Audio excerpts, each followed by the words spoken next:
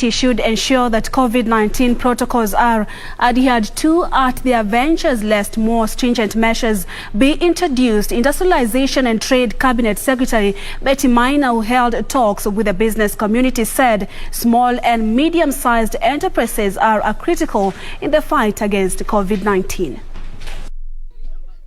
The government is calling on businesses to take responsibility in ensuring COVID-19 guidelines are adhered to, lest more stringent measures be introduced.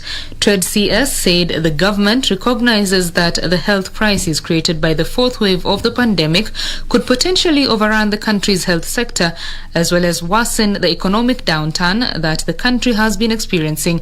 Hence, Kenyans should not relax from observing the protocols.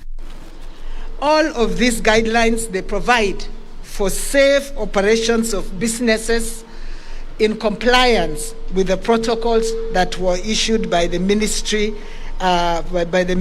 of Health, and ensure that we can keep businesses open as long as possible, so long as these guidelines are followed and adhered to. The private sector is in the process of rolling out a vaccines initiative in partnership with the Ministry of Health, which will see the business community funding the purchase of 1 million vaccines.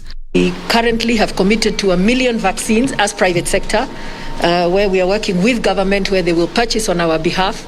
And we have also committed to help them roll out and sort of build our herd immunity. Because the faster we get to herd immunity, the faster we'll be able to open up our economy and do what we really want to do, which is to do business. She said the incentive that the government is giving Kenyans now is for each individual to self-police to avoid the spread of the virus. We just wanted to ask all our members to turn around and let us, not do the crowding spaces. Let's do what is supposed to be done. And for the bigger organizations that are able, we would also like to appeal for them to see what they can do to support the MSMEs that are there.